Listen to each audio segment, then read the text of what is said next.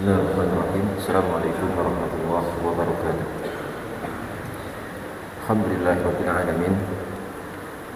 Wassalatu wassalamu ala asyrafil anbiya'i wal mursalin sayyidina Muhammadin wa ala alihi wa sahbihi ajma'in. Ada sebuah riwayat, sebuah hadis bahwasanya Rasulullah sallallahu alaihi wasallam ditapakkan kepada beliau oleh Allah Subhanahu wa taala bahwa sahabat Mu'adz bin Jabal itu masuk surga, dan tingkatan surganya itu tinggi sekali, dekat dengan para ulama dan para rasul. Kemudian Rasulullah Shallallahu Alaihi Wasallam heran, kenapa tingkatan surga sahabat Mu'adz ini demikian tinggi sampai dekat dengan para ulama dan juga para rasul. Kemudian ditanya oleh Rasulullah SAW, "Ya Mu'adz, amal apakah yang engkau lakukan sehingga kamu punya surga setinggi ini tingkatannya? Apa yang engkau lakukan di dunia?" Maka dijawab oleh sahabat Mu'adz bin Jabal, "Ya Rasul, karena aku ketika di dunia tidaklah aku makan kecuali aku tidak yakin makan itu akan mengenyangkan aku, dan tidaklah aku minum kecuali aku tidak yakin minuman itu akan menghilangkan hausku, dan tidaklah aku melakukan hal-hal lain kecuali aku tidak yakin hal-hal itu bisa aku lakukan seperti itu." Riwayat ini menunjukkan jamaah sekalian akan besarnya rasa yakin dan tawakal kepada Allah Subhanahu wa taala, bahwa segala sesuatu di alam semesta ini tidak punya kemampuan untuk memberikan manfaat dan mudarat kepada kita di luar kehendak Allah Subhanahu wa taala. Beda dengan kita ya, kita itu kadang terbawa, akidah kita itu kurang begitu sempurna. Saat kita makan itu di hati kita, keyakinan kita itu pasti nanti kita kenyang, begitu ya. Di saat minum pasti yakin kita hausnya hilang, kan begitu.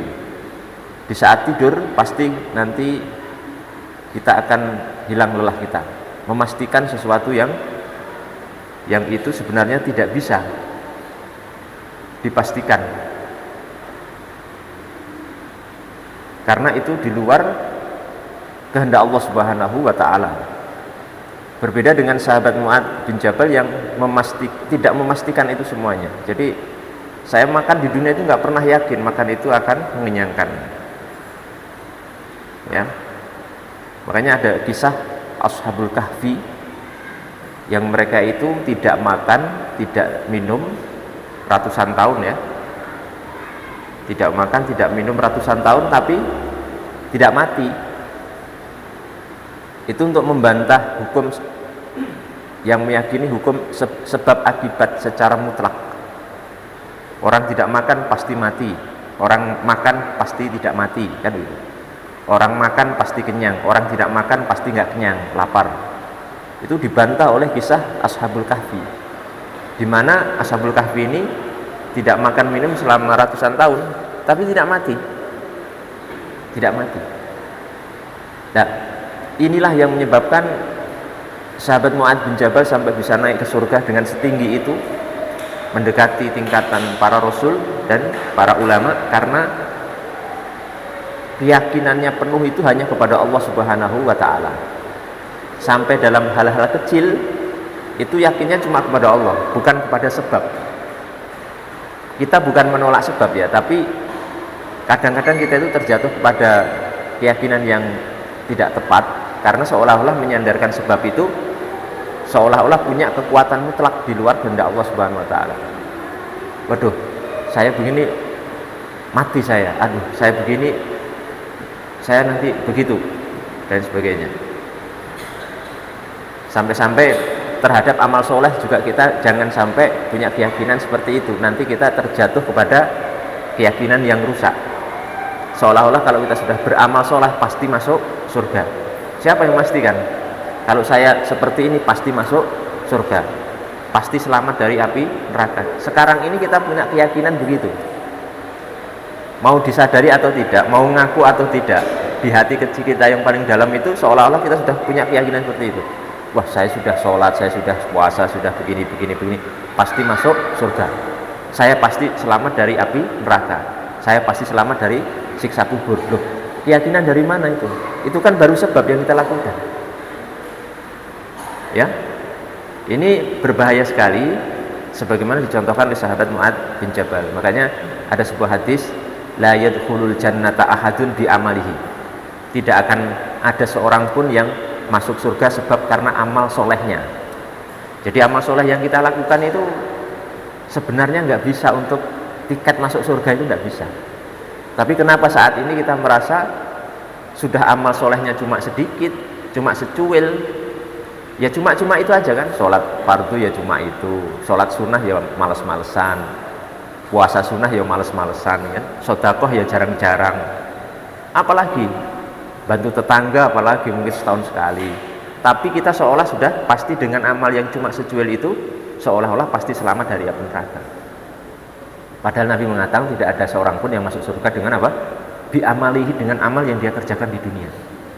Sampai sahabat sanksi waktu itu, wala anta ya Rasulullah, termasuk anda wahai Rasul, masuk surga anda itu bukan karena amal anda. Ya, wala ana, termasuk saya itu masuk surga bukan karena apa? Amal saya, tapi apa? Tapi karena Allah Subhanahu wa taala memberikan lumuran rahmatnya kepada saya dan saya bisa masuk surga. Sehingga pada hakikatnya nanti kita masuk surga dan selamat dari api neraka itu semata-mata rahmat kasih sayang Allah Subhanahu wa taala kepada kita. Ini contoh penerapan tauhid yang kadang-kadang luput dari pemikiran kita. Kita itu kalau sudah ke masjid, jalan dari rumah ke masjid itu sudah paling ahli surga itu.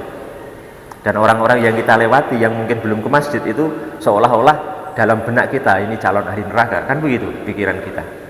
Belum tentu, Pak. Jangan-jangan yang di jalan itu walaupun mungkin pelaku maksiat, dia punya amal tersembunyi yang enggak kita ketahui, yang nanti menyebabkan dia masuk surga.